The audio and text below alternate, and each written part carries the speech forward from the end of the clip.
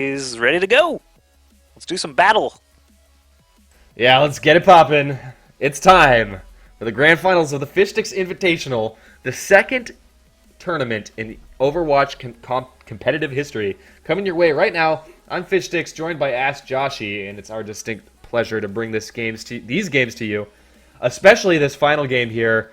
I'm expecting fireworks, but we shall see. Will Seagull's NotEnigma come out on top, or will it be the tried and true Hubris from FPS games such as Tribes, Quake Wars, Dirty Bomb, Firefall, what else? Nosgoth. Yeah. It's basically TF2 versus a crazy-ass mix of FPS gamers that have come from basically every scene imaginable. Miscellany. Do you want to make a friendly wager for 0 prizes? I'll take Seagull's team since you're all right. on Hubris. That's right. You didn't have to. Even if you said Hubris, I would have said Hubris too. I'm rooting for them here. I once played for them. Cool. I used to be known as FishStix because I mainly rode the bench. But let's get into it. That's all good, man. I actually did an MLG one time in Mortal Kombat, so I know the feeling. Oh, tight. Let's take a look at the lineups here on defense. We do have Pharah, Reinhardt, Mercy, McCree, Lucio, and Reaper. Over on attack, this could change up into the last second here. But we have a fairly similar lineup, but we do finally have Cool Matt. Oh, he was sitting with that sniper, but he switched out last second. Again, these teams making an incredible statement saying, yeah, we don't need that. We don't need that sniper. There's no need. Sniping is dead. You saw it here first. Reaper is the new king. Reaper is the best. I'm just kidding. Right now, double Lucio on offense is what's catching my eye. They are doing the speed boost and health boost combo again. They did this on defense against Blizzard's A-team, Salt Miners, and they're doing it on offense now against NotEnigma. And we've got 2 down on offense, 3 down on offense, only 1 down on defense. So this first push is going to drag out a little bit, but I think they're going to have to reset on offense. Yeah, Mesr incredibly ballsy, using his Reinhardt kit to just push straight into about 3 or 4 attackers. I thought it was way overextending, but he ended up actually getting a kill on the Winston. That said, Hubris has taken control of the objective almost immediately here. Another nice attack there by Mesr. It's going to be tank-on-tank action as there's tanks all over the place, with, of course, Lucio's to heal as well. And that first objective taken very, very quickly. NotEnigma probably sweating at this point. Yep, they have 7 minutes on the clock now. They get a little bit of a time extension after capturing A while defense sets up. I'll go ahead and fly over to them on my stream here. Seagull on Pharah is getting the benefit from the Mercy damage boost every once in a while. They are setting up around the corner. This is something very important to note. They're not just sitting out in front trying to shell down from the ledge or from the side room here because there's basically just too much opportunity for the offense to see them and kill them. Pharah and Reaper are both behind the offense now, though. Seagull and Clockwork jumping down now to try and take out the squishy targets in the back. There's some ults going off. I heard a Lucio ult on defense, and I see the HP buff for them. They are actually going to wipe the offense pretty cleanly. All 3 of 4 now of the offensive characters getting taken out. Minstrill, the last one left by the payload, he's going to have to book it out of there or risk just being 2v1'd in the corner there. Good defense from Clockwork and Seagull on Pharah to get behind the enemy team undetected there. Oh, unfortunate for Minstrill going down to splash damage there after surviving for so long. It does go down to Seagull, of course, who's now playing that Pharah kit, one of the most adept Pharahs in the game. Of course, Tailspin on the other side is probably number 2 in my book right now. So I really hope we do get to see some Pharah on Pharah battles. Looks like the ultimate is up for quite a few people on both teams, so we might see this Pharah ult dropped in just a second here, but look at this. He is taking a flanking position, coming from all the way over top, and now damage boosted as well. Raz coming in, using his E, pushing him back, but Chump with another nice pick does take out the enemy Reinhardt, and an immediate revive as soon as Seagull does go down. His teammates do revive as well, so Dummy playing that Mercy to quite good effect here. Defensive Reinhardt ult actually kind of finishes the sweep there as both Lucios do die in the aftermath. So defense setting up once again. Offense only with that point A checkpoint so far. The next checkpoint is actually just around this bend, and they will get a forward spawn if they're able to capture it. But right now, this is essentially the longest run back that the offense will have for the entire map. If they can't secure that, it's a pretty long jog for them, while defense has an equitable journey back. It's going to be very efficiency based, basically, to see who will come out on top here with the dueling Reinhardts at the payload. Losing Mercy on defense is going to be bad for them, as offense is basically all still up except for Tailspin. Chump trying to slam down Oplaid there. He is going to lead the charge for his team still, throwing out that Shockwave. Clockwork, Enigma and Clockwork over on the side can't actually challenge this on their squishy DPS characters, McCree and Reaper. High Noon Deadeye ult coming out for Enigma. It looks like he killed a Lucio, but also died himself, so just a trade there. Oh my god. Triple breaking it down. Of course, the 2 Lucios for the attacking team. Not playing with Mercy, guys. Mercy is not in the meta, and neither is Widowmaker if these 2 teams have anything to say about it. Seagull clearing things up, though, with his ultimate. Finally getting an opportunity to use that thing. Just quite a few Lucio ults dropped for attack, 2 in a row, but not able to push the cart any further, so they still have to walk so far from spawn. And Hubris started this game out incredibly well. They got that first checkpoint so quickly, but now they're kind of running into a brick wall, also known as the incredible team play by NotEnigma. Yeah, I think Tracer's play is probably going to be pretty important here for the offense on Tailspin. He's got the bomb available. He does toss it out just to try and kill Mesr. Gets a little bit of damage out on him. He does go down, but offense also loses a Reinhardt and a McCree. So still equitable trades on both sides. Defense flying above now. Seagull and Dummy with that Mercy Pharah combo. Actually, defense losing a McCree forward. Diva ult going off on offense. Actually, Tailspin dies in the back there. Defense has 2 down, so this is an opportunity for Red to push. And look at this, I've been watching Raz, and he continues to be really annoying towards Seagull. He continues to flank when Seagull is least expecting it, which has made him less effective up top. And look at this, Raz has been using Diva as a means of just getting in the face of his opponents. He jumps straight forward, jumps straight into the action as quickly as he possibly can. So being just incredibly annoying for the defending team here. Ults going off in all directions, ending with a Mercy Res on defense. Actually, they still have 2 down, though. Just the fighting was continuing through that ult, so Red Team still has a little bit of presence, but they are going to have to regroup. 2.5 minutes left to reach this next checkpoint if they want to get some time added on. Otherwise, they're only going to have that A capture completed, and NotEnigma can basically just win the map by reaching this checkpoint instead on the next round. So they've got maybe 3 or 4 more solid attempts on offense to try and break through this last choke. And actually, if you look at NotEnigma's hero lineup, they're only running 1 tank right now versus the 2 tanks for attack, and it seems to be working pretty well. So Enigma, the player who's been making great use of the Diva, actually switched over to McCree, but a nice Diva ult clearing up space for the attacking team, and that's exactly what they needed. They might be able to push this just straight forward to the next objective. Seagull raining justice from above, barely even breaks the Reinhardt shield, but the rest of the team is able to kill him off. Only a couple of attackers left here, and they still have not reached this checkpoint. So that's the first attempt. I said they had 3 or 4 maybe left in them with 2 minutes left, and that first one took a good 30 seconds off the clock. It's going to take them another 10 or 15 to even get back to the payload, so time is very precious here. Only 90 seconds left on the clock. We've got NotEnigma with 3 ultimates available, offense with 3 as well. Both Mercy ults are available, so this is going to be a huge fight coming up to try and secure this next checkpoint. Yeah, it has to be for Hubris. They have hit a brick wall, and it's not looking great right now. They really want to make it further along on this map.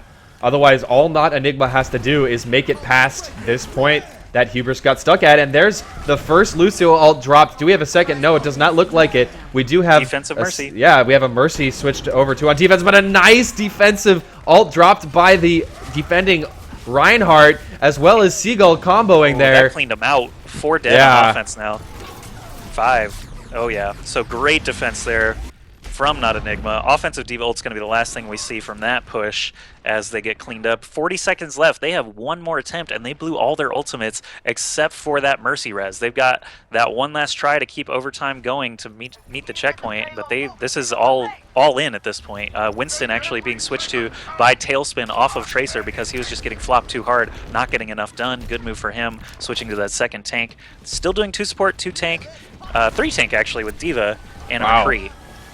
Here we go. I guess looking for that survivability above all else at this point. Defense is still stacked on the objective, and offense is really not...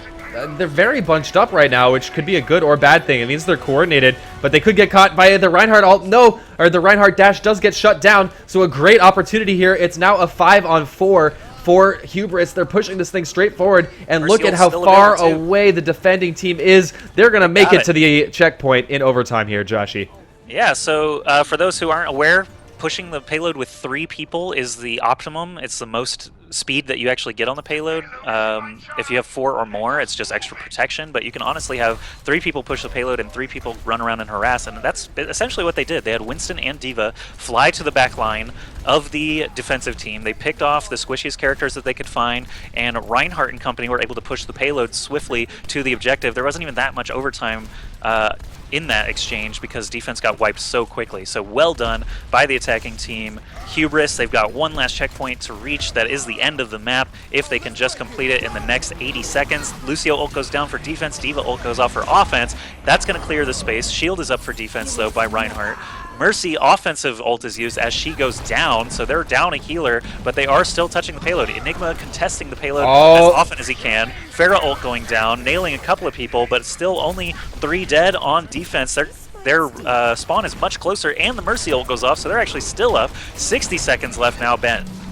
Oh my goodness, it's complete mayhem right now, but it does look like the attacking team has been shut down, and with only 51 seconds left, it's going to be this next push or no push at all that does it for them.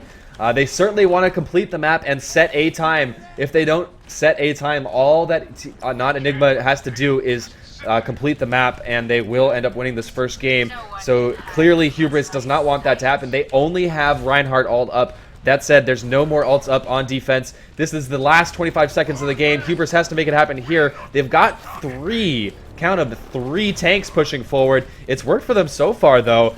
But has NotEnigma caught this out? There's the initiation by Tailspin, jumping in, coming around back, trying to shake things up, basically just cause mayhem. If you see, Coolmat has finally switched to the Sniper, so will Sniper come into play in the last couple of seconds here? Let's switch over to Coolmat 69 and see. The payload here is the most important thing, as we're in overtime now. Touching the payload is the only thing that matters. The red team has to do it constantly, or the overtime meter will trickle down. The blue team can actually stop the payload from moving forward by touching it. Clockwork going down there for defense. We've got mass bloodshed on both sides. 2 Winstons now on the offense. They switch away from Reinhardt to get that second bubble. That's a great move there, with Pharah just raining rockets constantly from above in that sniper nest. One Gorilla ult does go out, and he's going to smack the hell out of someone in that room. Enigma goes down on McCree. Still touching the payload from time to time. They got to make sure they're touching it. That's going to be Lucio's job, dropping the defensive ult. Oplaid getting res now by the defensive side. You see those Winston bubbles all over the place. There's just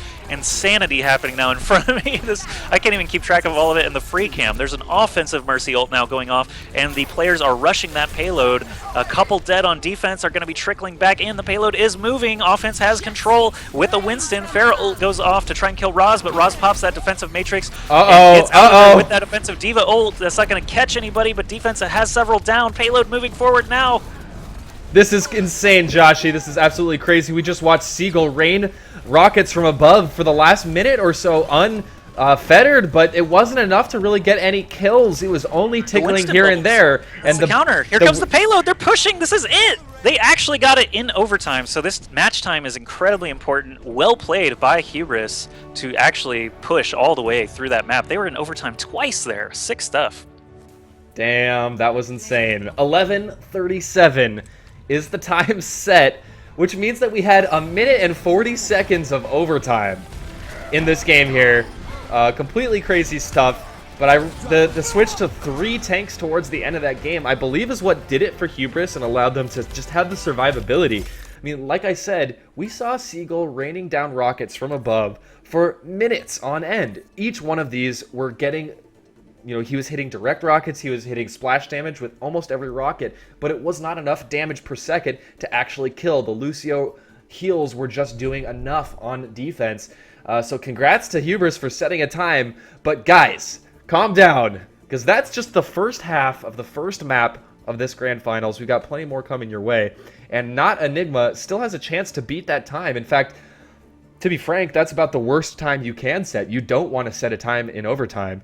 You want to set a time as early and as quick as you possibly can. So NotEnigma, not even close to out of this, not even this map. Let's see how they do.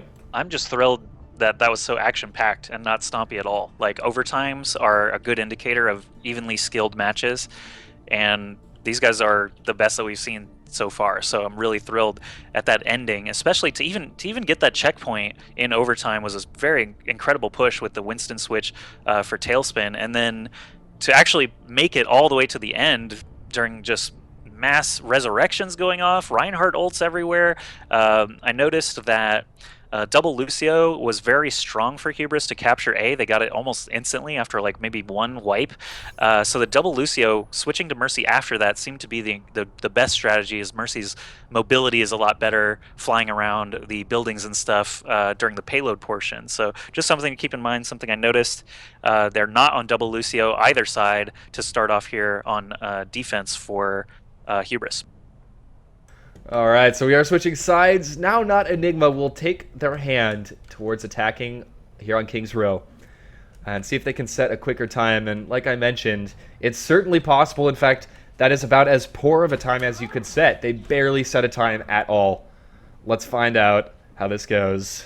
And thank you to everyone for tuning in. We've got over 3,000 viewers in the stream right now, and this was not even off the back of a 3,000 host from Seagull, so that means we're doing this the good old-fashioned way, folks, and we do appreciate every single one of you for tuning in. I know I'm enjoying myself. Hopefully you guys are too. We just got to witness really premium Overwatch action right there, if I've ever seen it before. And let's get it poppin' here on King's Row. Joshy, take us away. All right, we've got Hubris set up on defense. Chump with the Reinhardt shield, allowing his teammates to just hide behind him and shoot out through it. Mesr doing the same for his team, allowing Oplaid to get some shots out with Lucio. Notice the defensive Lucio is being played by Minstrill up in the window for the first portion of the game, keeping him safe from any snipes or direct fire. Looks like the offensive team did manage to wipe 5 defensive players already. Wow, NotEnigma are just crushing through Hubris's defense there in no time at all. Well, that's what Hubris was actually able to do against NotEnigma, so not going to get too far ahead of ourselves. Yeah, this still is equitable, pretty much a mirror match at this point in time. The payload will start out of the gate finally, slowly. It will get moving. It takes a few seconds. So every checkpoint actually in this game has a kind of a refresh period of like 4 or 5 seconds to allow defense to basically get out their door again, and I like that. The payload takes a second to get out of the garage. Once they reach that checkpoint, the barrier has to go down and then back up. There's doors that open on Gibraltar. Stuff like that is really good for giving the defense time to set up again after losing an objective. So offense cruising right through here. The first choke point, excuse me, that arch that they just got through with no trouble at all. Now we're in the S-curve that we saw a lot of battling happen, almost like 5 solid minutes of battle happened last time. So we'll see if the attacking team, NotEnigma, is able to get through this defense any quicker than they did. Sorry, I'm just amused by a complete fail ult. I'm preparing for the NA ult spam in chat because Seagull just completely failed there. Pretty funny. Wah, wah. Was he on McCree, the Deadeye? I heard it go off. Yeah, Did he get killed? Yeah, he didn't get a kill, no. Did he die, though? No, he didn't die. He didn't get killed. He just whiffed. Yeah, just whiffed.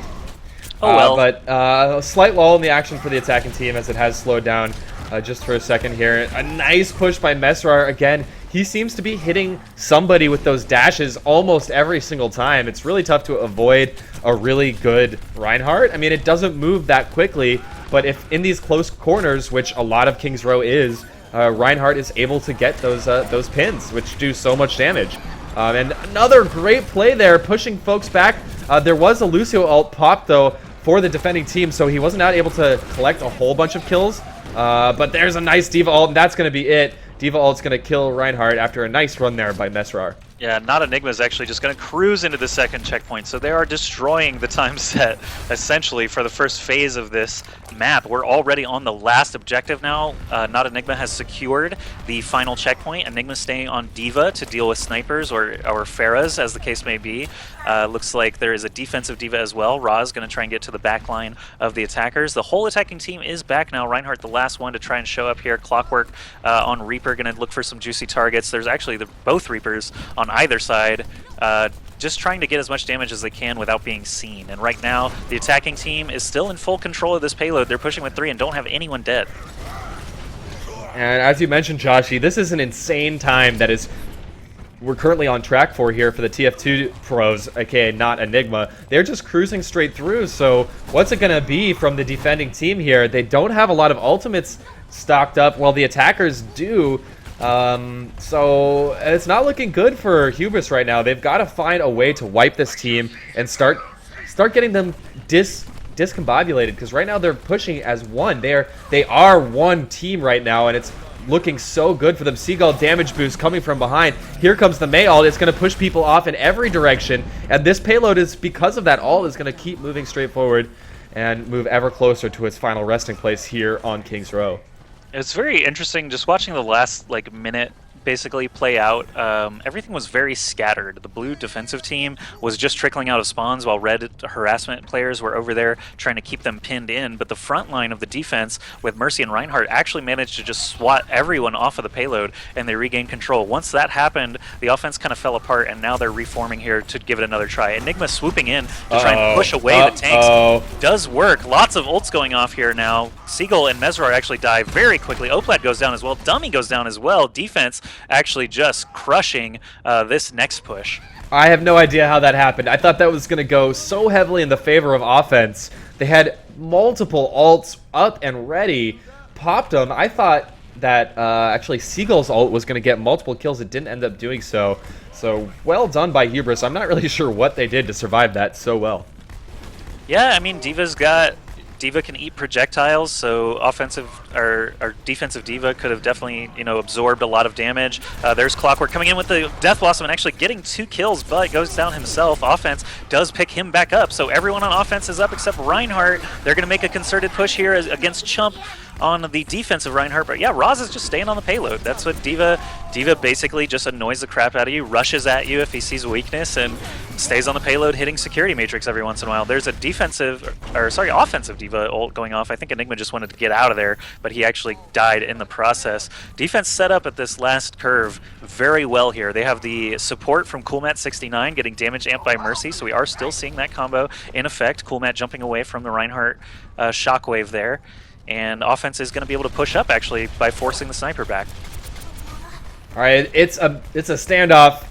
Reinhardt facing Reinhardt, and it's Mesr who pops the dash first, allowing his team to push straight forward, but then a reply from the other Reinhardt does drop his ultimate, knocking down the entire attacking team, but they are still alive. They did not die. Both teams have popped Lucio ult as well. Tons of extra health to work with. Raz also using his E to help his teammates survive. And a nice ult by Raz. This is going to push the entire team off or get some kills. No, Mesr absorbs the entirety of that Diva ult with his shield there. That was insane. Defensive Reinhardt just got smashed into the wall by offensive Reinhardt being played by Mesr. Mesr just swatting away with that hammer. He's got Lucio and Mercy just keeping him up. Dummy ults again, getting the offensive characters back up. I see a Diva in the cubby all alone, but she's going to get her suit back now. Another Diva ult coming in from the offense. They have 2 of them now, so they're just going to keep constantly dropping bombs to push people away from that payload. It's a great strategy, honestly. We saw double Winston on the other side or in the previous round, but double Diva can get the job done as well. They've got 3 minutes left. No overtime has been used yet, so this is, I mean, they still have a solid 6 or 7 attempts. They just need to finally figure out how to get probably the healers. If they can get the healers down on defense, I think they'll be able to disassemble the rest of the team. NotEnigma does have his Diva, or sorry, Enigma does have his Diva ult, and he will drop it in a kind of awkward position. That's not where I was expecting it to go down. I'm going to switch over to Mesr because he has been doing so much work for his team. Excuse me, and it's a Reinhardt versus Reinhardt attack, and another lock. Like, we're seeing these ults that feel so powerful in public games get completely shut down by good use of the Reinhardt shield and the Diva defensive ability as well. It's now, it's attack and attack, and another opportunity to just use that shield to completely absorb the Diva ult. And will this be it? Will TF2 players take the first win here? Chump jumps onto the point, and entire team of Hubris is collapsing onto the point. But it's basically out of desperation at this point. Tailspin does drop his Reaper ult, which does do a lot of damage, but now down, and it looks like defense is dropping quicker than offense. This could be it. CoolMat trying to save it.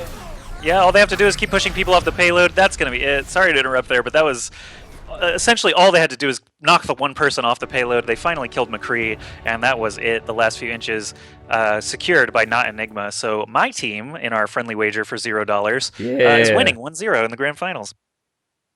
There you go. It was close, though. It was an excellent match.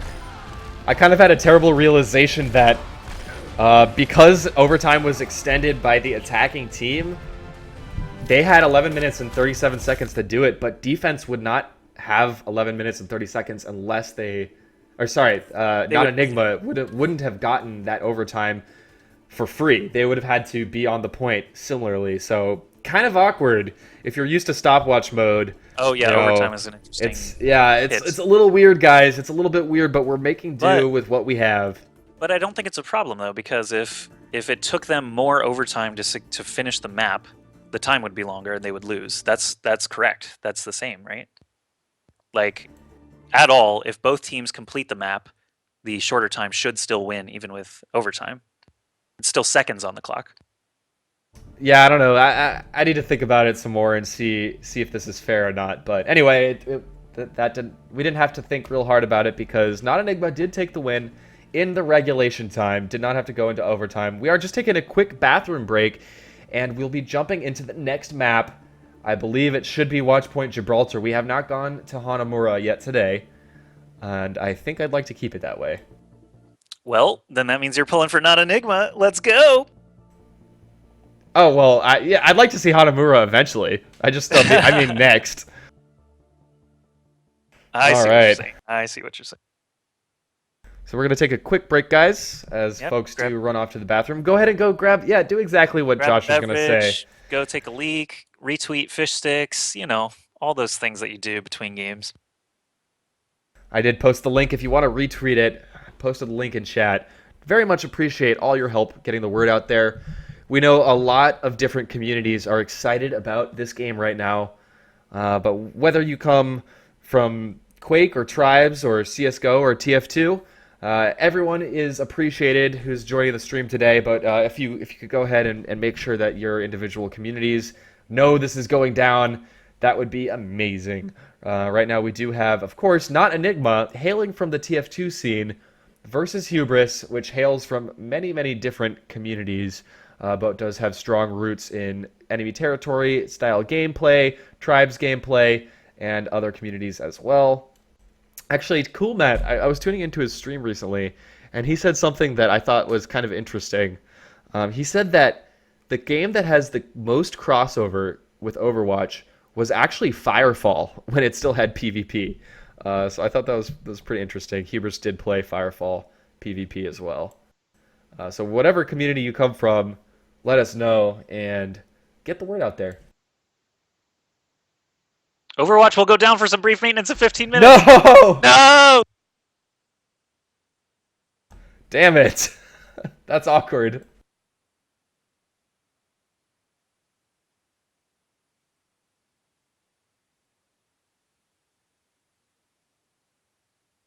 Maybe. Gibraltar's a long map. If they have multiple overtimes, it could go down at the end. It has like 4 checkpoints, so we could have 4 overtimes. I guess we're going to try it.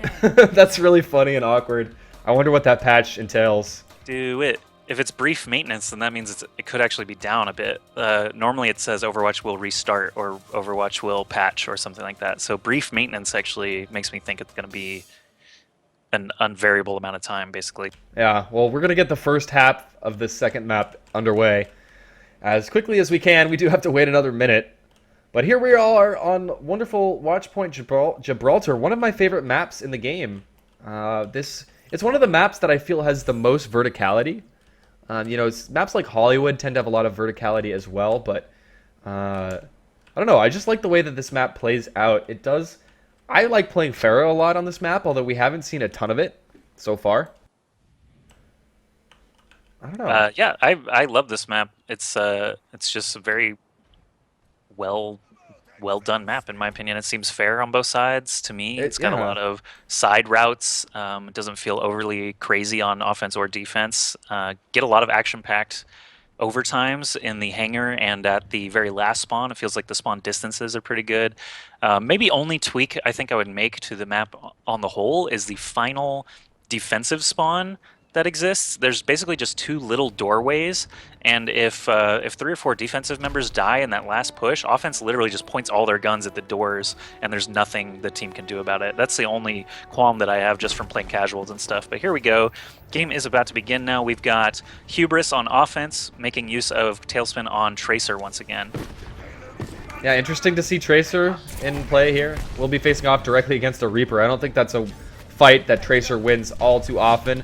Of course, that Reinhardt shield is really the first thing you're going to expect to see any team doing on attack to get that payload moving. It's almost a must-have right now in the gameplay. Like, I don't want to say it is, and things are obviously going to continue to change. But right now, it really just does seem to be absolutely crucial for almost any attacking team. Right, and Chump, again, this Chump alone pushing the payload as Reinhardt, just hoping no one even sees him, but 2 players do drop down finally and take him out. That's something that they did against the Blizz guys as well, where Reinhardt just kind of slowly just did his thing, pushed the payload. We do have Coolmat getting damage amped on Widowmaker again, so the return of the sniper, at least one player sticking to his guns, so to speak, and they are able to push through the first checkpoint pretty quickly there.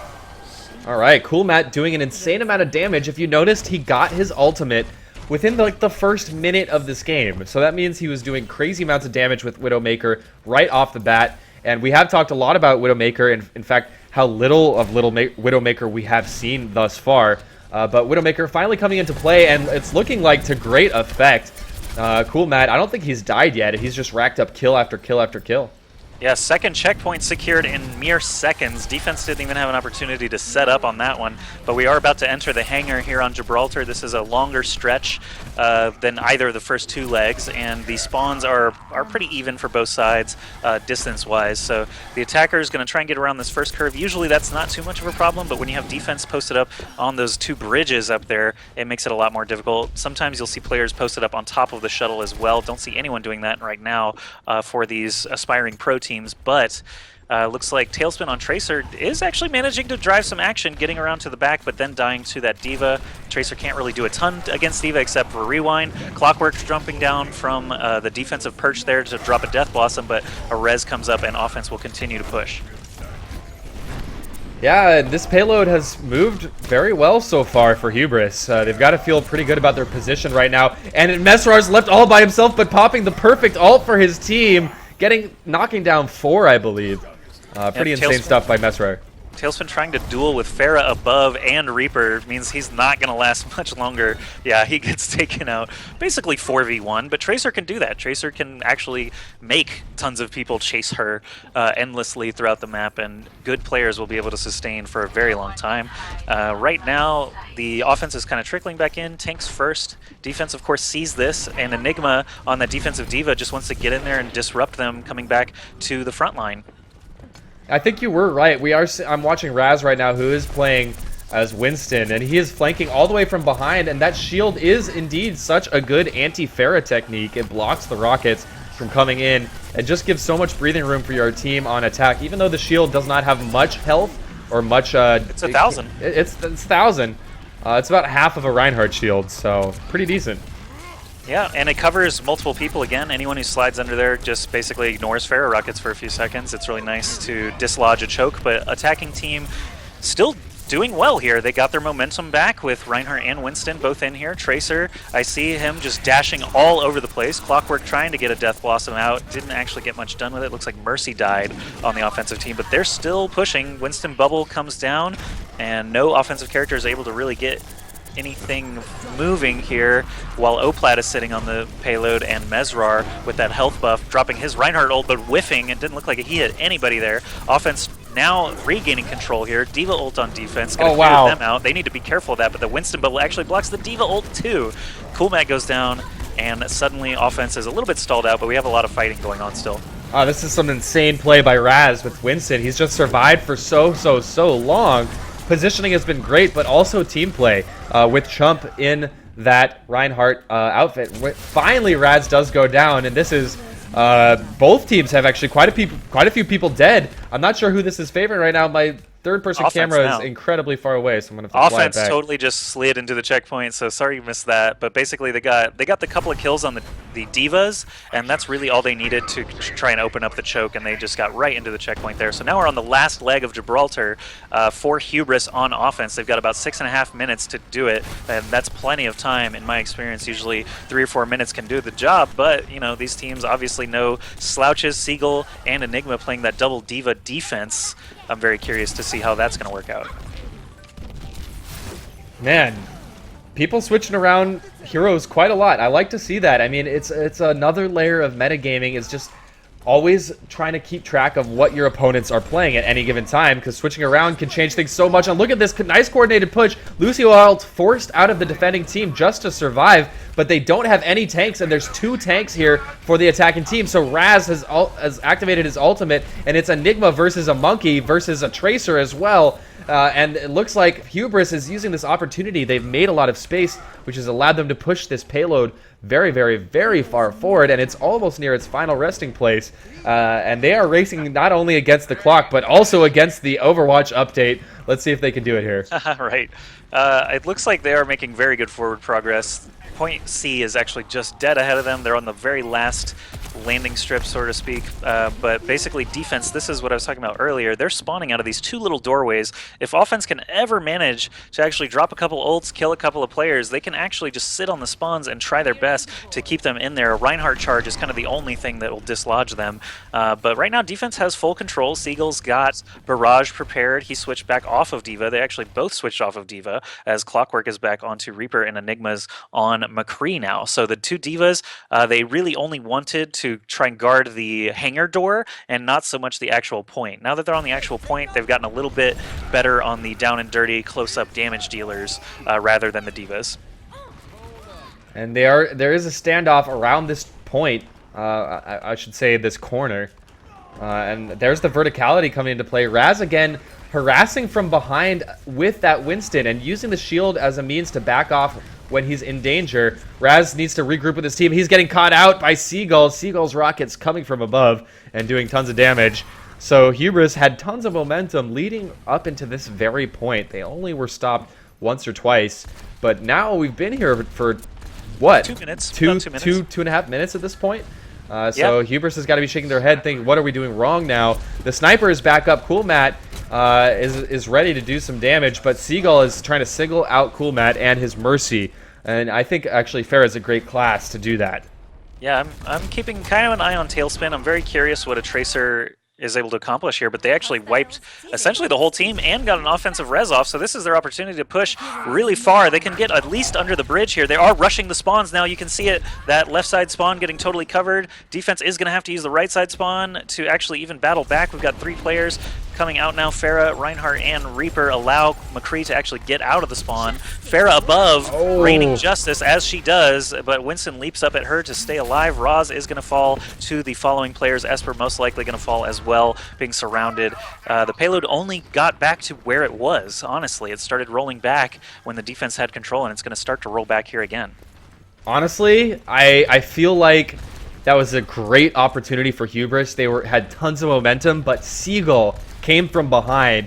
He took out the Widowmaker to start things off and continued to rain rockets from a flanking angle. He was not called out. I think maybe a little bit of lack of communication on Hubris' part there, as Seagull was able to come from behind and pop that ult, did so much damage, stopping Hubris in their tracks.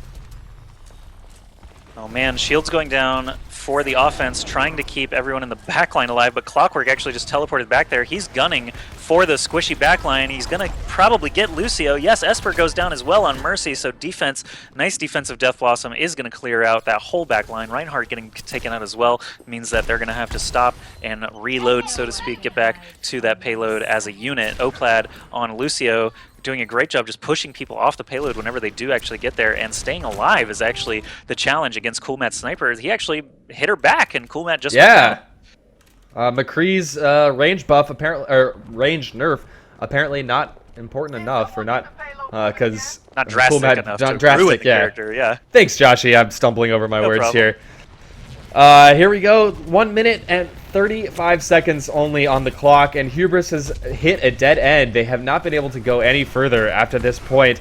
not for lack of trying. They've had multiple really adept pushes, and there's an early kill in this next push run by Raz there. So Raz does finally go down, but a slight advantage continues for Hubris. Chump right on the objective. Wait, oh, that wasn't Raz. That was Tailspin. Excuse me. Raz has been switching around characters quite a bit here. Yeah, they've all been swapping around, so don't blame you. The Tracer did switch to Winston, and that we saw that actually in the previous game as well, where Winston was vital in pushing on King's Row with the double bubble. Dummy rezzing on defense gets Oplaid back up into the fight, and there's only 57 seconds left. The offensive res happens. That means they are banking it all here. Offensive Mercy, Widowmaker, and Winston are all dead, though, so defense is easily going to be able to clean this up, and their spawn is just so much closer. The red team has to run from all the way down the road, and now the blue team can basically just shove up into their spawn and not have any risk. If the blue team dies over at the red team spawn, they'll res and run back to the payload with plenty of time. So they're actually just going to watch that spawn, try and keep them from getting back out into the field. They definitely want to stay back a little bit so that the Reapers and such can't get behind them, and just keep control of that payload to push people off of it. 20 seconds left. Here we go. Joshy, let us not forget what happened at the end of last map. It was an overtime push that allowed there to finally be a time set by Hubris, and a little bit of a flub there by Chump, not able to do much. Tailspin is out early already, so already 3 people down on attack, and that pretty much is going to pretty much end this map here. Yep. That seals the deal. Raz, last man standing on Diva. Minstrill actually getting back to the payload to touch it at least. Keep it. Hero Lucio. Down. But it is a 4v2, 5v2 happening here. Mesr trying to swat at Tailspin, and he comes back in. Tailspin. What is this madness? Offensive. Lucio ult Chump jumps back in with the bubble. What? Mercy's back in the fight. Overtime is still going. Don't sleep on them. Tailspin, actually, sorry, Seagull. No, Tailspin does the Pharah ult and actually hits a couple of defensive players, but the Mercy res means defense is all standing. Offense gets rezzed again. Everyone's up. Mercy goes down on offense. Lucio goes down on offense. Defense is fighting 6v4 right now, but anything could happen with players trickling back in as long as someone touches that payload. No, it's not going to happen. I think I saw a Death Blossom there to clean out the remnants of the attackers, and that is going to be it for the attacking round. For Hubris, they do not quite complete the objective. Pretty close stuff, though. Almost finished off the map. I feel that Seagull and his team, NotEnigma, have to feel pretty good about not allowing Hubris to take that.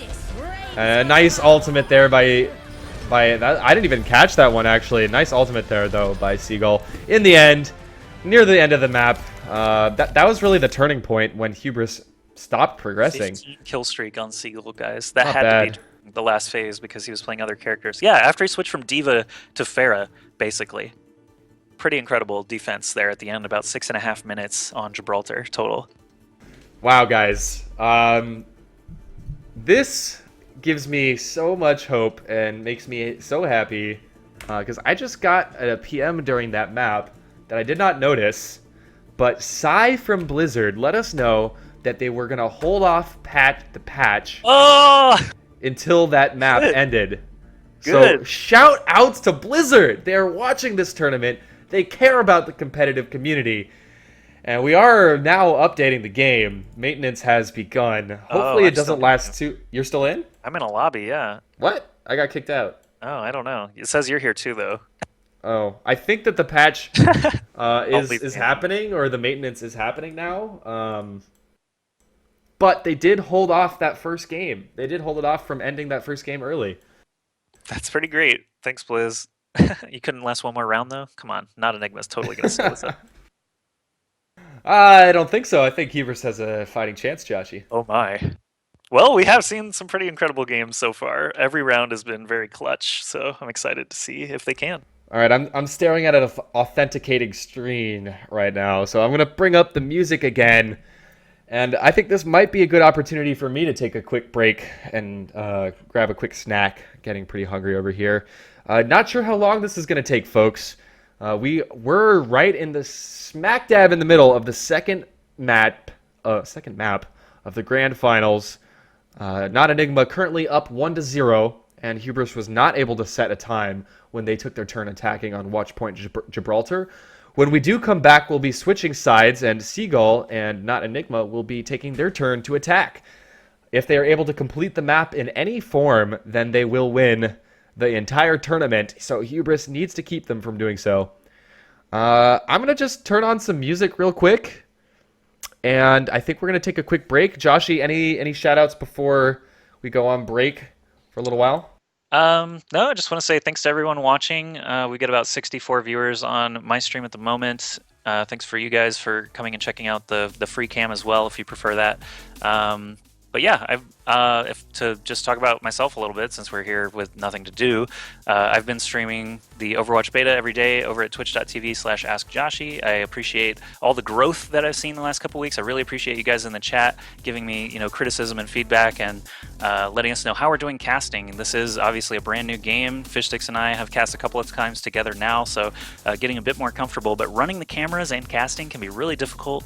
There is a spectator bug going on right now. Take it easy on him. Let us know, aside from the very obvious things that are happening, how you enjoy the casting, stuff you'd like to hear more from us. That's really all I'm interested now, is improving and actually continuing to stream Overwatch. So yeah, just let us know. There is a Reddit thread. I'm not sure where it's at the moment, but on Twitter, in Twitch chat, wherever you guys want to, let us know what you liked or didn't like, is all good.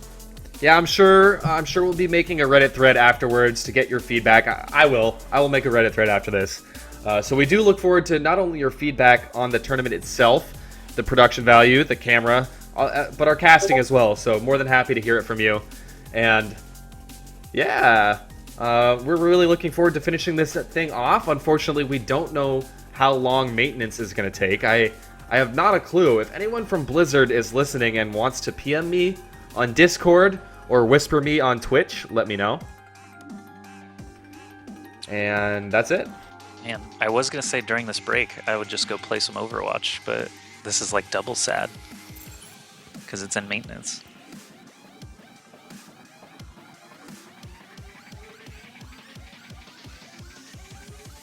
You're not able to authenticate, right, Josh? No, I'm in the same screen. Okay. Authenticating ...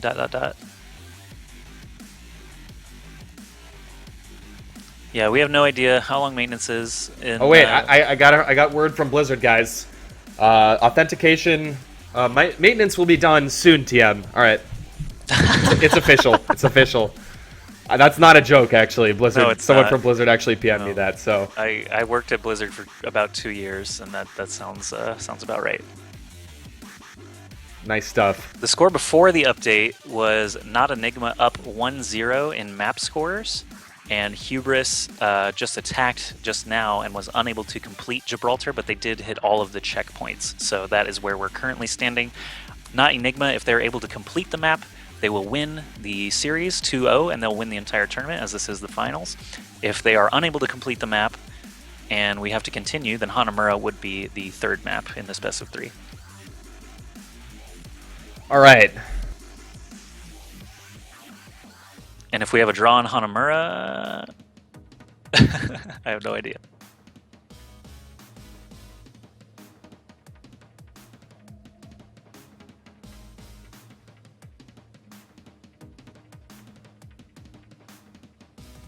All right, so we do have direct connections to Blizzard, and they will let us know as soon as they have an update. So please sit tight. This is a great opportunity to get a drink, go post on your forums, get out there and let people know that this is going down. We do apologize for the quick delay, but we'll be back soon. I'm going to take this break to go eat a banana and hang out for a little bit. Yep, I'm taking a break also. I'll be back when the servers are.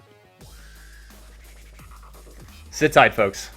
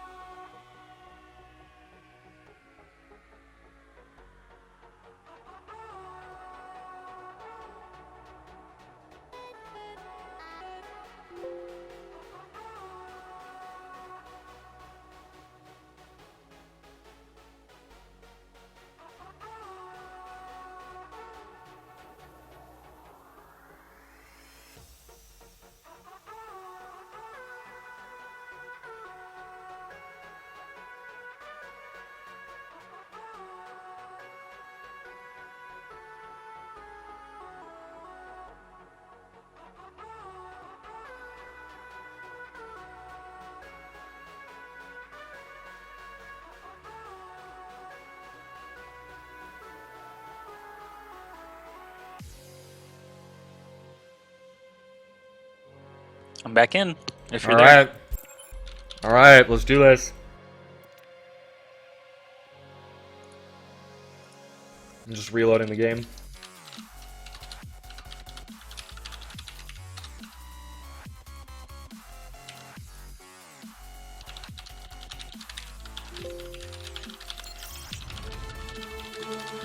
Oh boy, that music.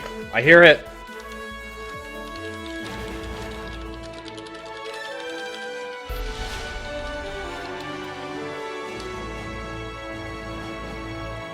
Hype, boys. Let's go.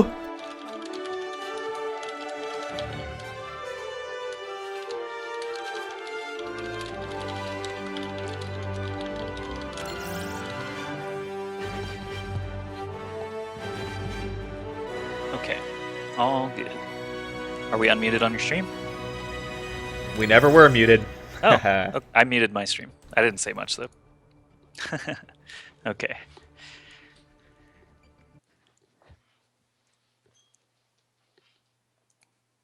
I was just typing to the people in the second chat.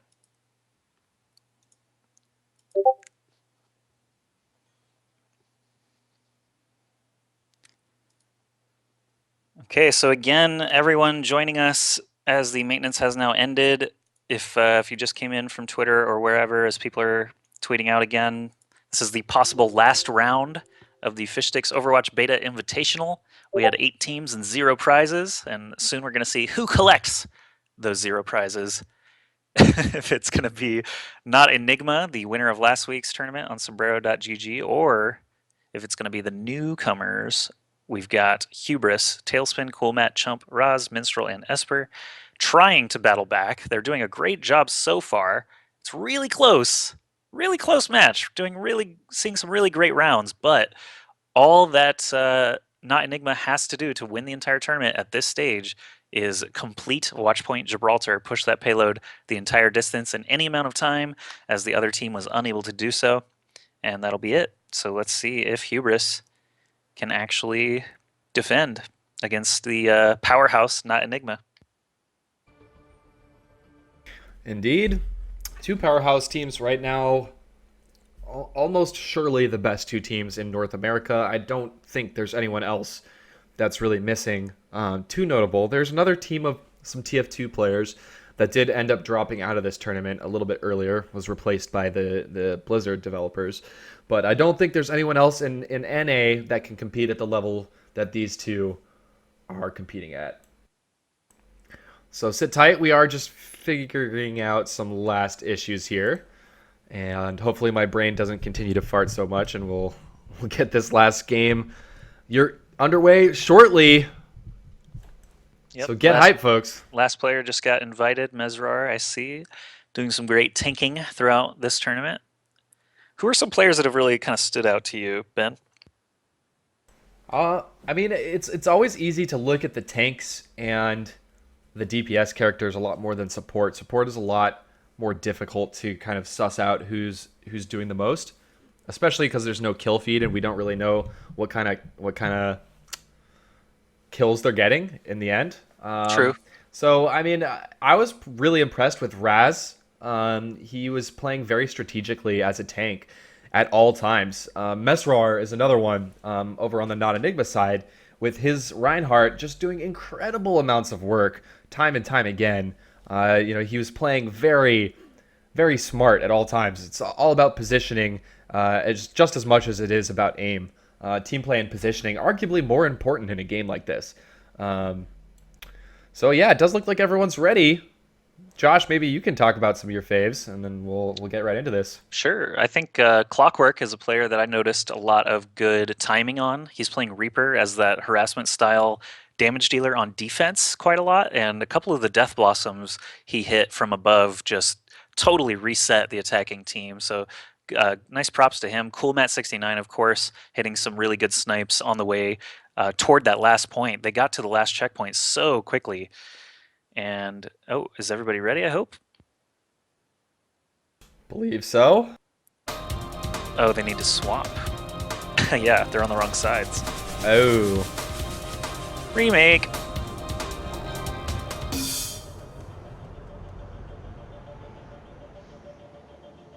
All right, we're going to remake this, guys. Sit tight. We'll be jumping into this shortly. Almost there. Yeah, Let that Overwatch music get you hype. Oh my on god. The correct sides in the lobby? I thought they were. Yeah, thought so too. Oh, they weren't. They weren't. Mesr is on NotEnigma. Yeah, they were on the wrong sides. Okay. Okay. We'll just let them remake the lobby.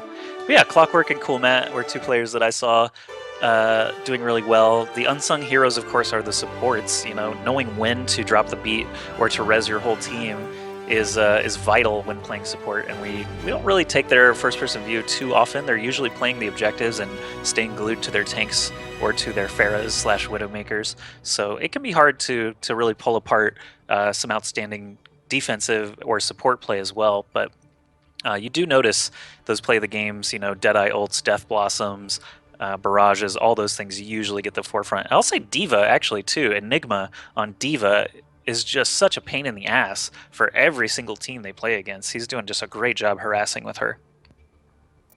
Yeah, absolutely.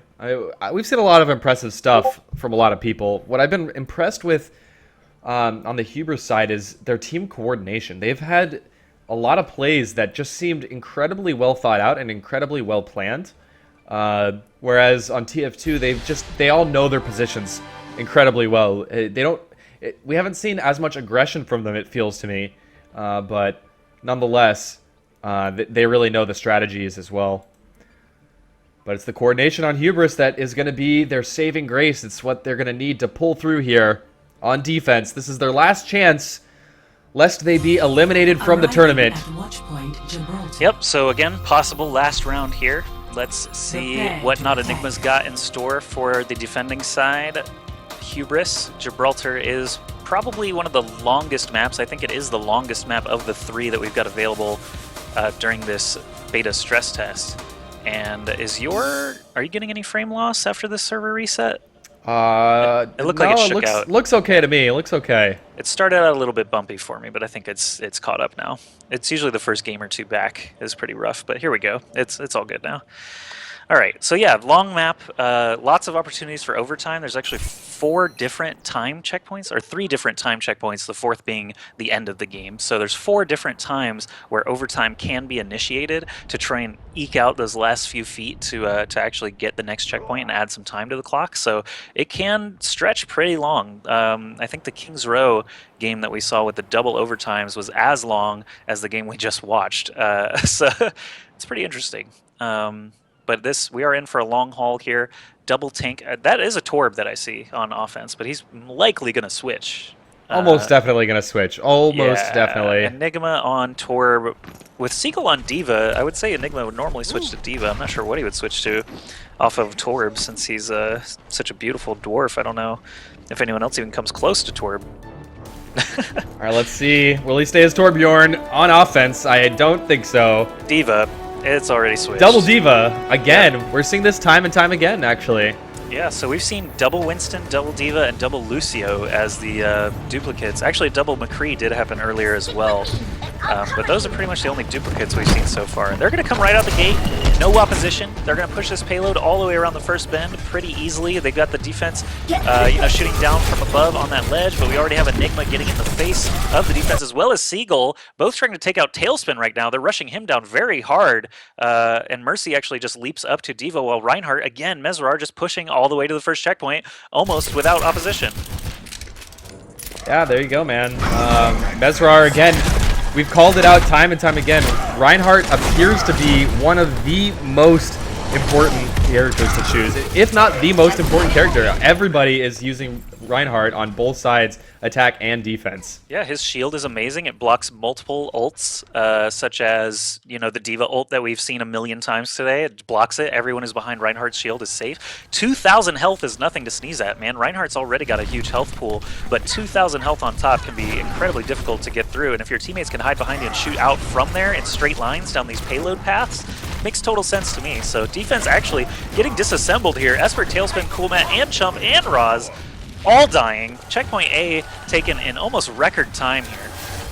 Yeah, that was complete and utter destruction by NotEnigma. We were watching Mesr once again, and if anyone is the MVP of this game so far, I really think it has been Mesr. I mean, he almost hits every single dash, His ultimates are always well timed. He's always in the right position for his team. So let's go Mesr.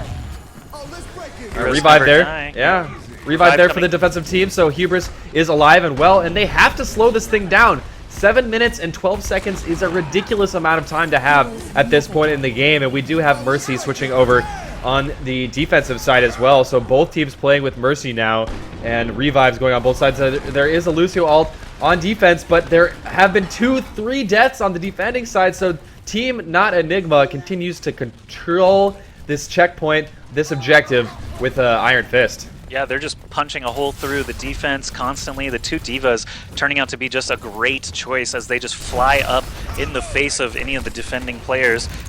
They actually switch off of Pharah for that reason. Tailspin onto Reaper now to try and be able to teleport to the back line, try and ignore those divas, messing with the front line. But here we go. Yes, they've already reached the last checkpoint. This is a draw already, and they have 8.5 minutes to get to the final stretch here. All right.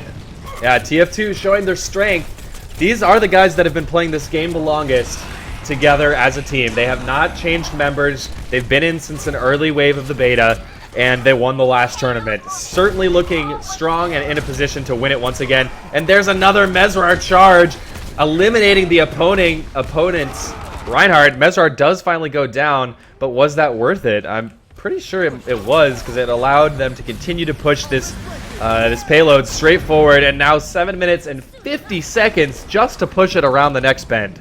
Yep, so we saw, the team that's attacking now was able to defend successfully for 6.5 full minutes here, so certainly doable, but the early indication here is that, McCree is just not standing up to the damage. The two divas on offense just constantly, spreading the defense apart. They can't get a cohesive force really moving. A defensive diva ult goes off, but behind that shield of Mesr, Oplaid is totally safe. There's a Death Blossom again from Clockwork above. Another great Reaper ultimate going down, but doesn't actually catch anyone. Defensive diva was there in time to catch most of that. There is a res on defense, so Tailspin's actually behind the payload trying to take out those healers, but Reinhardt actually swats him away. Another diva ult goes down, clearing the point. Ben, take it away. And it's no dice at all for that flank, and defense is just crumbling. NotEnigma is dominating and That's looks to get their second tournament win in 2 weeks. It has happened right here. The undisputed champions of Overwatch. Let's hear it for NotEnigma. Woo, NotEnigma! They just won me $0. Well done. Clockwork, Well done. Why did that feel so incredibly one-sided? That first map in the grand finals was, I would argue, the most exciting match we've seen so far in Overwatch. I had a blast casting it. This second map, not so much. Hubris was almost able to finish off the map, but the 4 minutes and 11 seconds, man, that's almost like a pub stomp at this point. The TF2 guys came together, made it happen. Great effort, though, by Hubris. They've really come up in the last week. A week ago, almost nobody knew their name. They didn't even play in last week's tournament. Hey, I just saw Enigma had an 18 kill streak. I don't think he died at all. Damn. And that was a 4-minute win on Gibraltar, which I was just talking about is the longest map. So yeah, just complete destruction there. NotEnigma stamping their seal of Overwatch dominance onto Hubris and the Blizzard team that they annihilated. Actually, Hubris annihilated the Blizzard team, excuse me. But both teams, just incredible play throughout the day. Just great stuff. Absolutely awesome to see. I was hoping to see the Hubris guys do a little bit better in that grand finals. The first map was incredibly close, incredibly exciting. I'm going to go back and highlight that first map and definitely look at some of those insane moments that we just got to see. Some of the best, not some of the best, the best Overwatch we have seen to date. We just witnessed it. Second map, not so good for the Hubris guys, but nonetheless, a great effort and a great fight put up. And again, just goes to show you the game is skillful, the game takes team play, and the TF2 guys have those things on lockdown. So it was a pleasure to cast for you. I think it might be time to try to get someone in for a post-game interview, because that's otherwise we're going to be wrapping this up in just a second here. Let's see. I wonder who you guys want. Wonder who you guys want for the post-game. Yeah, we're trying to secure an interview now, chat.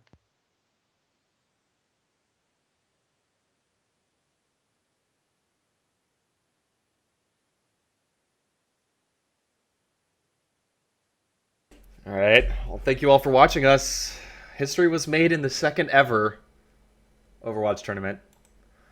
It was super fun to cast for you. I will be posting these VODs on YouTube and cutting the highlights here on Twitch. But let me just talk to the competitive guys and see if anyone wants to do this. Give me 1 second.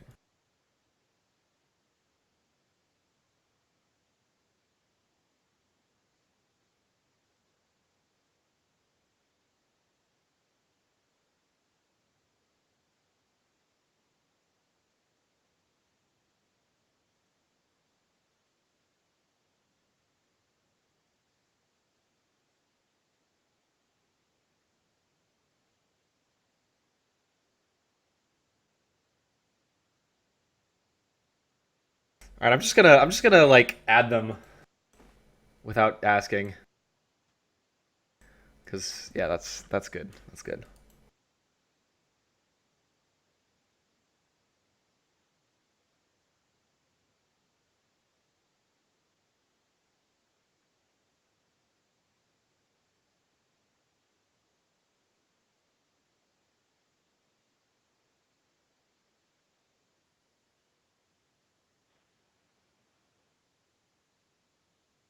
Sup?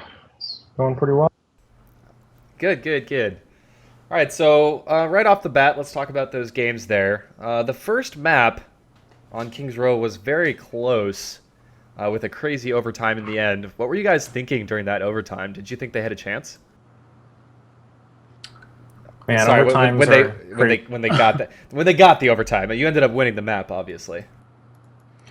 Yeah, I mean, we were kind of scrambling there. I think that we got a little over aggressive at one point. We kind of pushed towards their spawn, and they used some stuff to wipe us, and they kind of countered back with a couple tanks where without ults, so that let them get pretty far ahead. Then it was just kind of a mad scramble on the point where we were like spawning all sorts of tanks, and they did a good job like protecting. I think Coolmat, who was McCree, so he was able to like one shot a lot of our tanks and get the point for them.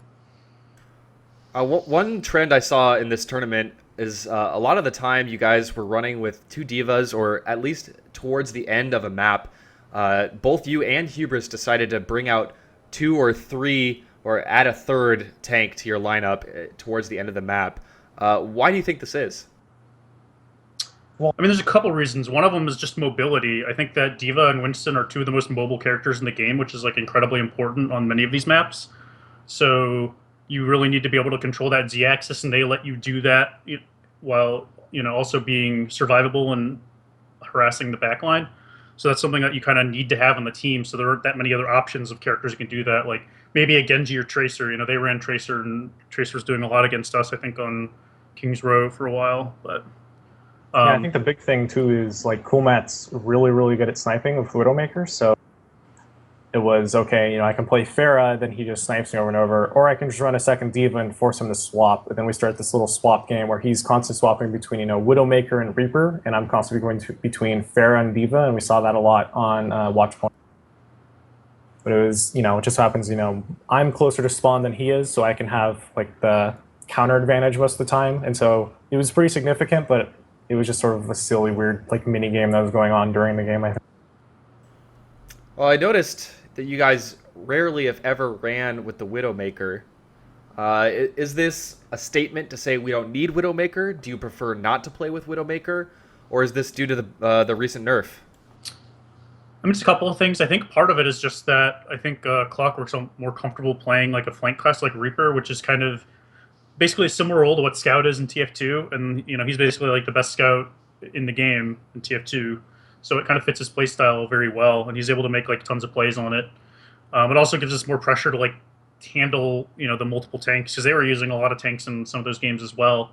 So it helps handle a lot of that. I mean, when we've tried Widowmaker, in the past couple of weeks or past week or so, and it was good a lot of the time, but then also some other times it was kind of iffy.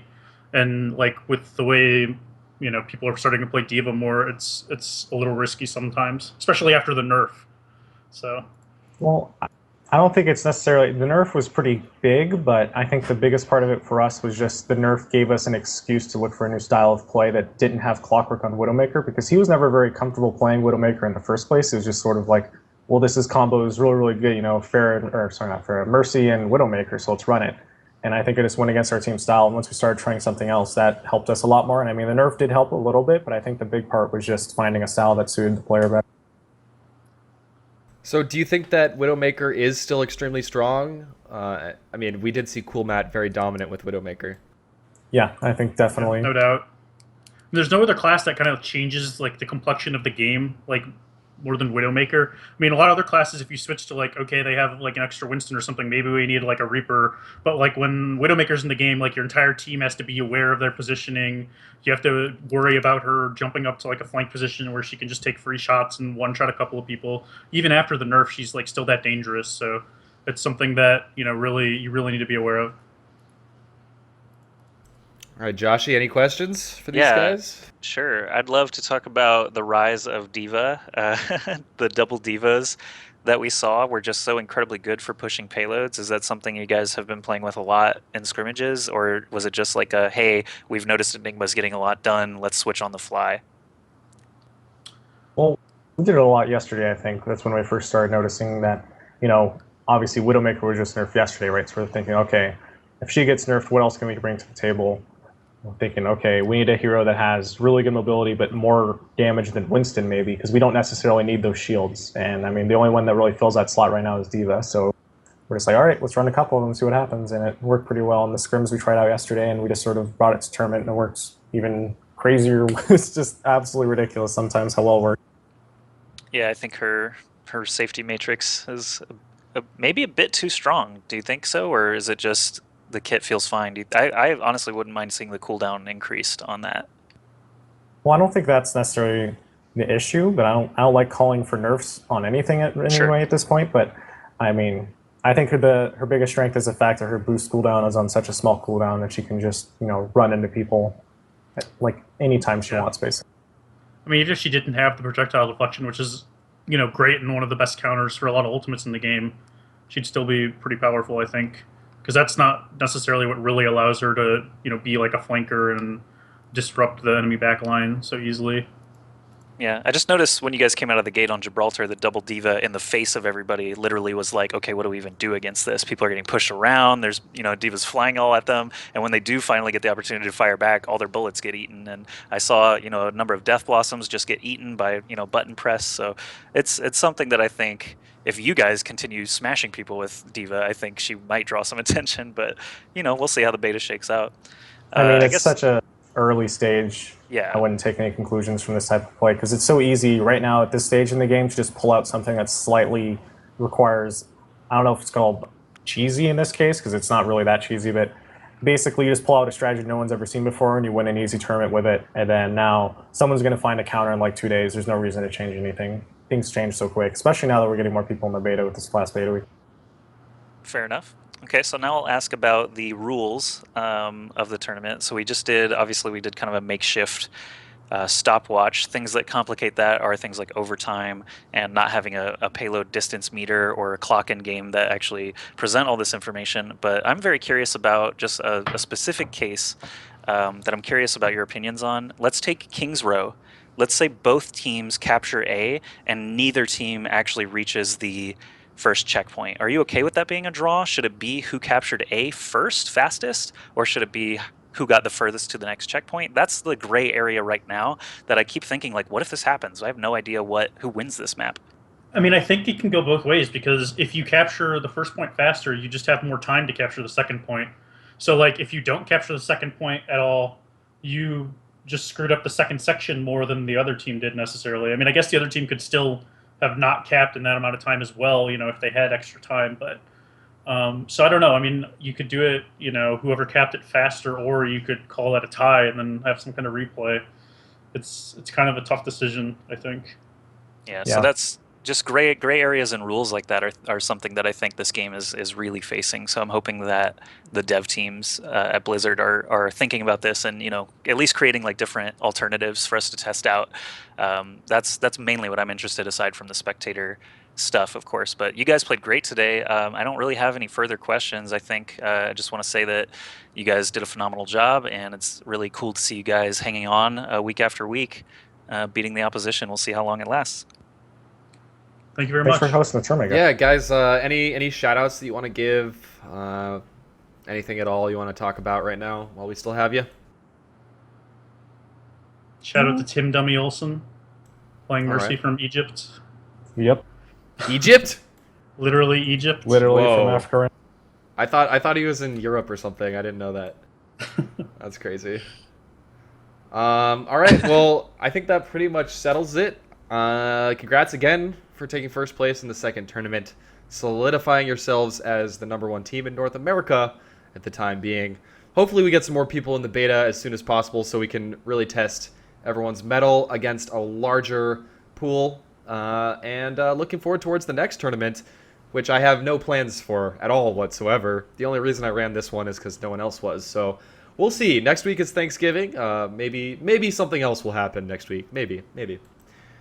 But I think I'll that's, assume yes. yeah, at this point, somebody's going to do it. Yeah, I've already got actually an offer, just to mention it here while everyone's here, to basically do a Fight Club sort of revival from IPL back in the day, where basically you just have two teams play a very long series for $100 or whatever it is, week to week, King of the Hill style. So I've already got in talks with someone about a series like that, so keep an eye out for that. Obviously, I'll talk to you players more about it in the coming days as well. But there's already just lots of organizers like FishStix trying to get in early here on the beta and see what kind of content we can make. So, what do you consider a long series? Because I think that's one thing that has still needs to be developed. I think in this, because like right now we're playing like best of threes in these, but it's like still only an hour, which is like the length like of like a a BO7. normal. That's Was like what a we had in normal mind with 8 match or maps. something in other games. Like one game of League of Legends takes an hour, right? So Yeah. you could potentially do like best of 9 or 11 or something if Right. you wanted to for like a final. Probably- reveal Yeah, this tournament. is not a bad thing. I love the cadence, to be honest. Yeah, probably BO7 to start, just because there's only 8 maps and we would get a good full rotation mean- if it goes long. The other thing you could do is like you could do a best of 3 on one map and then like do a best of 3 of best of 3s on 3 different maps. Oh my. Because then you could have more swap ups in terms of strategy. Because one thing I think might be an issue with the first point on some maps is like you can come out with some kind of cheese strat and there's literally no way to react to it, like on King's Row or something, right? There's no way like you don't know in advance, and it's kind of a rock paper scissors, which I don't think is necessarily a big issue yet, but it could be in the future once like there's more things are more established. So if you played like a best of 3 on that map, you'd be able to counteract some of that issue, I think. Definitely a cool suggestion, and we'll probably try it out. All right, well, I guess that's going to close out the interviews. We'll just do some final shout-outs at the end. Thanks, guys, for joining us, and congrats again. We'll talk to you soon, I'm sure. Thanks Yeah, again. thanks for having a tournament, man. Appreciate it. It's so fun. Yeah, Oh, what are you yeah, gonna- it's my pleasure, man. It's my pleasure. What are you going to spend all your winnings on? All my fame and glory is going into my esports money bank right. Hell yeah. Somebody. I've got one of those too, man. All right, guys, take it easy. Yep. All right. Let's close the show out. I want to Sure thing. give a whole number of shout-outs. If you're still with us, I do appreciate it. Please do listen because this stuff is as important as the tournament itself. I want to give shout-out to Gosu Gamers for supporting competitive Overwatch. You can go follow them on twitter.com/GosuOverwatch. I'm going to spam the link in chat. Make sure to give them a follow because that's where a lot of the competitive news is coming from. Also, big shout-outs to Liquipedia for supporting this game, and they actually put our tournament up there, so that's freaking awesome as well. Sorry, I'm trying to get the link. Huge shout-outs to everyone that contributed to this tournament. Miska from Overwatch Central. Huge shout-outs to Overwatch Central. Thanks for making the graphics. Everything you see on the screen right now is thanks to him. That overlay and everything. Everyone who helped organize this thing. It was mainly me, but Joshy, thanks for casting. I want to give the biggest shout out of all to Blizzard themselves for making this awesome game, but also for tuning in and helping out. We know that they actually delayed pushing the button to do maintenance on the servers on behalf of our tournament, Yeah, which that's is pretty incredible. It's incredible. Like, this is really small, low scale tournament, early days tournament, but that shows that they listen, they care, they're watching, which is fantastic news and bodes very well for the future of the community. Over.gg is another competitive outlet that we encourage you to check out. And And Joshy, any other shout-outs from you? Yeah, just all my stuff, I guess. Twitch, Twitter, and YouTube.com/AskJoshy. I've been making Overwatch content since the beta started. I'll probably fire up the stream, probably take a break, maybe an hour and a half. I'll fire up the stream around 5 Pacific today as well if you'd like to tune in. I've already been doing some marathons and giveaways, stuff like that. Last week I did 1,000 Reaper eliminations in a day. Last night I did 1,000 Pharah eliminations in a day. Pharah took about an hour longer if you're curious. But yeah, just I see myself continuing to cast and tag on to whatever productions like these. I hope to continue casting Overwatch as long as I can. Hope you guys enjoyed the casting. Again, let us know, both FishStix and I, on Twitter or Twitch or wherever, any casting feedback that you've got so we can continue to improve. That's it. Yeah, man. All right. Well, last and not least, I want to thank you, the viewer, for tuning in, spreading the word. Without you guys, this would just be us yelling into a box. So everyone who tuned in, regardless of what community you're from, or your passing interest in Overwatch, maybe you're just checking it out for the first time today. But we very much appreciate every single person for tuning in. Make sure to hit the follow button right below the stream. I'll be producing a lot more Overwatch content in the future as well. Oh my goodness, I almost forgot about another important shout out. Let me get the link for you in a sec. So Chanman, if you're familiar with esports, Chanman has been hosting esports-related talk shows for StarCraft, general talk shows about the esports industry as a whole, for Hearthstone for quite a couple of years, and he actually invited me to be the guest on the first ever show, which is taking place this Monday. I'm going to get you the link in just 1 second. It's going to be on the Twitch channel ChanmanV, and the hosts are going to be Star and Jerma, the popular YouTubes, alongside Chanman and myself for the first show ever. Sweet. Yeah, I retweeted that yesterday. Seems like it'll be a good time on Monday. I'm trying to find the link, and I'm bad. I have a Twitter link we could use.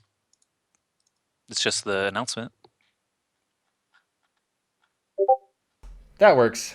Okay, I got it right about... Check that out and tune in on Monday. We'll be talking about competitive Overwatch, the game and community. Everything Overwatch. Go do it. That said, cheers to everybody who tuned in, and we'll see you in a cast soon. I would be remiss if I didn't host somebody who deserved it after this. So I'm gonna go find somebody to host. Do it up. Give it to someone with less than 100